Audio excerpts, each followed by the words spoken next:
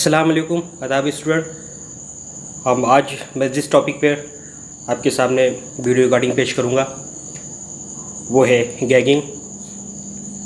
आप ऊपर देखिए लिखा हुआ है suffocation types continued lecture at last part. तो इसे पूरी तरीके से आपके जहन में आ गया होगा कि ये किससे मुंसलिक है, किस हेडिंग के तहत आ रहा है। अब उसको बार बार जिक्र करने की ज़्यादा ज़रूरत नहीं। तो आइए स्टूडेंट हम लोग बात करते हैं गैगिंग कहते किसे हैं। ये कह रहे हैं कि ये भी एक्सरसाइजा की एक किस्म है और इसमें जो है हवा को इसमें इस गैगिंग का सबब ये होता है कि जो हवा सांस की नली में जो हवा की दाखिले को रोक दिया जाता है गहराई में, ठीक है ना। और इसमें जो है combine with the features of smoothing and choking, यानी गला घुटने और दम घुटने की खुसूसियत को इसमें एक साथ एकजा कर दिया जाता है, ठीक है। अभी आप इसको और आगे समझेंगे इसको क्या कहते हैं। द गैग मटेरियल में भी rolled cloth, cotton, rough paper extra. यानी क्या कह रहे हैं कि ये जो है अभी चोकिंग आपने पढ़ा था। चोकिंग तो क्या है कि फेरिंग्स में जा कर के है ना, वो जो हवा की नाली होती है वहाँ पर कोई ऐसा मादा या मटेरियल आ जाता है जिसकी वजह से क्या होता है कि वो चोकिंग का अमल होता है।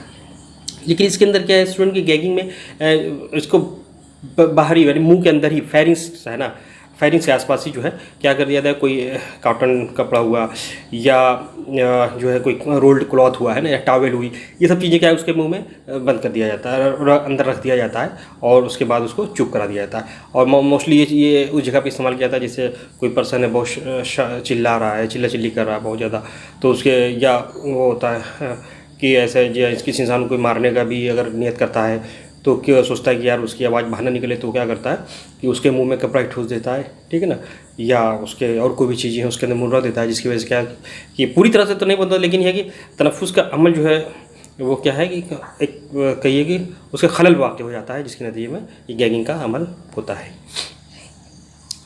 अब ये देखिए स्टूडेंट, इस तस्वीर में देखिए गैगिंग का कि ये नेज़ोफेरिंग्स आपका है, यूरोफेरिंग्स और ये गैग मटेरियल यहाँ पर रखा हुआ है, ठीक है ना।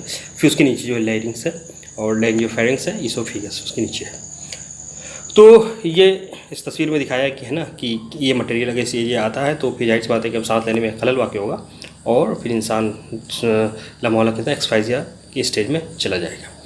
अब इसमें इसका मैकेनिज्म क्या है कि a gag is pushed into the mouth to occlude the pharynx. एक में गैग उसी कहते हैं, ठीक है ना, यानी कॉटन हुआ मान लीजिए या कोई टॉवेल हुई, उसको लेकर के है ना उस टुकड़े को, या टिश्यूज़ मान लीजिए खूब सारा उसका बंडल बना लिया गया, बॉल बना ली गई टिश्यूज़ की, और वो उसके रख दिया गया है ना फेरिंग्स में। कह रहे कि initially the airway remains patent thought nostril but due to constant foreign body irritation. चूँकि ऐसा कि हाथ मुंह में तो रख दिया गया लेकिन नाक में तो कुछ नहीं रखा गया, लेकिन नाक से क्या है वो सांस तो लेता रहेगा। तो अब इसके नतीजे में क्या होगा कि जो सलाइवा है, ठीक है ना, उस एरिया में क्या है कि उसका बहुत ज़्यादा क्या है कि सलाइवा का pooling of saliva and mucus secretion. तो क्या होगा कि इरिटेशन होगा, कोई चीज़ बॉडी वहाँ रखी हुई, फॉरेन बॉडी रखी हुई, उसकी वजह से क्या होगा जो फेरिंग्स का एरिया है उसके अंदर सलाइवा का बहुत ज़्यादा क्या लुआब बनेगा। उसके बाद फिर क्या उसका जो पुलिंग हो जाएगी, उसको फिर रुक जाएगा, फिर म्यूकस सीक्रेशन भी वहाँ पे क्या है रुकेंगे। तो उसके नतीजे में क्या होगा कि this secretion soak gag material and swallow. फिर ये क्या कहते हैं वो धीरे धीरे जब उसको जो वहाँ पर रुका हुआ तो जाहिर सी बात है कि इसमें ये जो गैग मटेरियल है उसको क्या कहते हैं गीला करता जा रहा है, ठीक है। तो thus due to increase in size of gag it obstruct the, फिर धीरे धीरे क्या होगा ये इसके पानी का सोखने के बाद कोई भी चीज़ होती है ड्राई, अगर वो पानी से तो उसका क्या हजम बढ़ जाता है, वॉल्यूम बढ़ जाएगा। जब ये वॉल्यूम बढ़ जाएगा तो जो भी थोड़ा बहुत सांस देने की जगह थी वो भी तरह से ब्लॉक हो जाएगी। इसकी ऑटोप्सी फंडिंग की बात करें स्टूडेंट तो इसके अंदर जो है consist of congestion and abrasion of heart and soft fluid. Pharynx की जो सॉफ्ट और हार्ड फ्लूइड होगी उसमें क्या होगा कंजेशन मिलेगा विथ एडिमा ऑफ फेरिंग, और फेरिंग से भी क्या होगा बिल्कुल वहाँ पे स्वेलिंग होगी। और गैग में भी present in the oral cavity. अब जो भी जो मटेरियल इस्तेमाल किया गया जो रखा गया वहाँ पे वो चीज़ वहाँ उसके अंदर मिलेगी।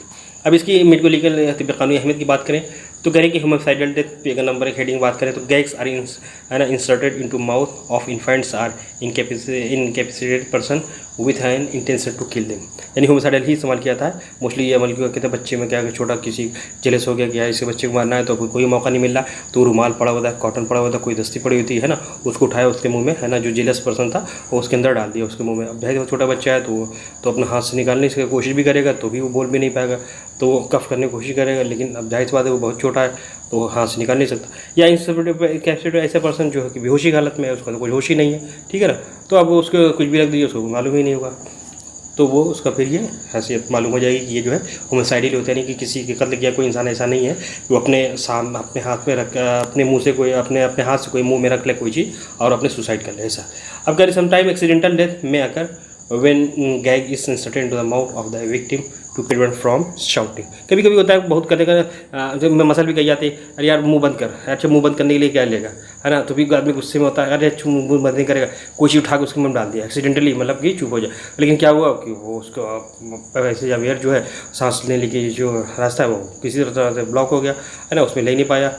हालांकि वो एक्सीडेंटली किया था, उसका इरादा नहीं था, लेकिन चूंकि बहुत ज़्यादा वो पर्सन बोलता था तो उसको ऐसा अमल किया किसी ने और उसके साथ ये हादसा हो गया। फिर क्या हुआ, हादसे के तौर पर उसकी मौत भी हो सकती है। अब स्टूडेंट ये तो थी उसकी सफोकेशन की बात जो है, उसके जो टाइप्स हम लोग बात कर रहे थे उसमें सभी हम लोग पढ़ चुके हैं, ठीक है। अब ये चोकिंग भी पढ़ लिया हमने, स्मूथिंग भी पढ़ लिया, अब गैगिंग भी पढ़ लिया। अब टेक्स्ट हेडिंग आ रही है वो है वॉल लाइन मतलब ऊपर पड़ जाना। क्या कहते हैं, it is called as a compression suffocation, यानी कि दबाव से वजह से, है ना, कंप्रेशन पड़ जाता है ऐसा उस एरिया में दबाव की वजह से। फिर जो है क्या कि वो अनकॉन्शियस मतलब ऐसे दबाव हो जाता है, जिसे अभी और आगे चलेंगे तो करें। इट रिजल्ट्स व्हेन मदर और other person sharing a bed with infant. बच्चों के साथ ये कॉमन होता है कि जैसे कोई इसका शेयर किया, उसके बीच में बच्चे लेटा हुआ है, उसका मदर हुआ है, उसके ऊपर लेटे हुए, ठीक है, अनकॉन्शियस उसमें गहरी नींद में थे और बच्चे का हाथ उन्होंने रख दिया, ठीक है। अब उसका क्या हुआ कि वो सांस नहीं ले सका, ठीक है ना, उसका कंप्रेशन हो गया, ठीक है ना, कंप्रेशन सफोकेशन भी इसे कहते हैं। उसका दबने की वजह से उसका क्या कि लंग जो एक्सपेंड नहीं किया और उसकी वजह से उसकी डेथ हो जाएगी। During a sleep the mother person may compress the infant by wall warrior. Death occur due to compression of chest and this death are accidental nature. तो ये ऐसा कोई नहीं होता कि आदमी मारना चाहे तो ये अमल करे, उसको वहाँ पर रोक दे, है ना, मैंने उसके फेफड़े हाथ रखे रहे और उसके बाद मर जाए, ऐसा नहीं होता, एक्सीडेंटल होता है ना। ये इसमें अगर करना चाहेगा तो ये मुश्किल है, क्योंकि अगर मान ली कोई किसी दबाने जाएगा तो बच्चा जो भी होगा अपना बचाव करने की कोशिश करेगा, जब बचाव करने की कोशिश करेगा तो चिल्लाएगा, रोएगा, तो उसके मजार है या उसके पेरेंट है या जो आसपास के लवाकिन है वो सब एकजा हो जाएंगे और उसको इस अमल से बचा लेंगे। अब नेक्स्ट स्टूडेंट एक हेडिंग है बर्किंग। ये कह रहे हैं it is a combination of homicidal smothering and traumatic asphyxia. ये भी कह रहे हैं कि ये कॉम्बिनेशन होता है होमिसाइडल यानी कि किसमें, स्मूथनिंग एंड ट्रॉमेटिक एक्सपाइजिया। यानी स्मूथनिंग जिसको आपने पढ़ चुके हैं, ट्रॉमेटिक एक्सपाइजिया ये होता है क्या कि ट्रॉमा की वजह से एक्सपाइजिया लग जाए, है ना, किसी चोट के नतीजे में ट्रॉमा हो जाए, है ना, तो उसके बाद क्या है कि वो कमल होता है जिसके नतीजे में वर्किंग कहते हैं। अभी देखिए ये वर्किंग का असल मफहूम क्या हुआ, ये आगे क्या है, ये किसी एक पर्सन के शख्स के नाम पर रखा गया था, उसका नाम था विलियम बर्की एंड विलियम हैरी। ये क्या कहते हैं कि तारीख में इनका एक वजूद है इन दोनों का, और ये एक तरह का ये क्या है, ये किलर थे, मर्डर थे, है ना।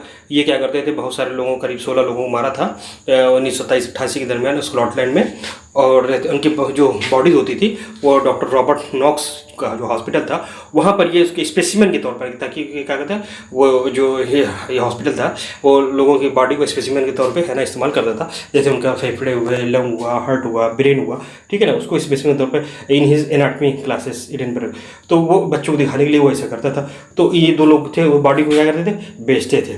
तो in what become known as the case of body snatcher Westport murder. ये कहा गया कि मतलब ये बॉडी स्नेचर है, यानी कि बॉडी को, चूँकि जैसे चैन स्नेचर आपने सुना होगा जो करते हैं वो छीन लेते हैं ना चैन को, तो ये कहते हैं बॉडी से छीन लेते थे। कैसे छीनते थे उसके बारे में बताएंगे, यानी कि अब उसका मेथड में देखिए क्या कहते, a victim is was invited to their house. इनका कहते हैं कि जो जिसको ये कत्ल करना चाहते थे उसको भी दावत बुलाते थे, दावत बुलाने के बाद उसको जो है खुद दारू पिलाते थे, दारू पिलाने के बाद फिर क्या करता था, इसमें जो बर्की था वो उसके सीने पे बैठ जाता, जैसे तस्वीर में आप देखिए स्टूडेंट, ठीक है, और उसके बाद close the nose and mouth with his hand. अभी चूंकि वो अल्कोहल दे दिया ना, वो नशे में है जिसके साथ ये अमल करने जा रहा है ना, जो विक्टिम है, तो उसके दबा दिया उसके मुंह में।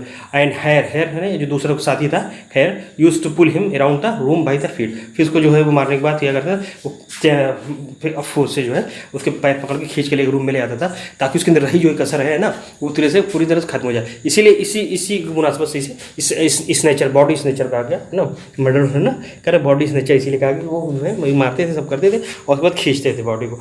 तो ये अमल था इसी के नाम से बर्की, है ना। तो ये बर्की यही टाइटल में दिया गया, ये यानी या विलियम बर्की उसके नाम के हिसाब मुनासबत से। अब इसकी हम लोग बात करें स्टूडेंट मेडिकल इंपॉर्टेंस का, this method combine smothering and traumatic एक्सपाइजिया।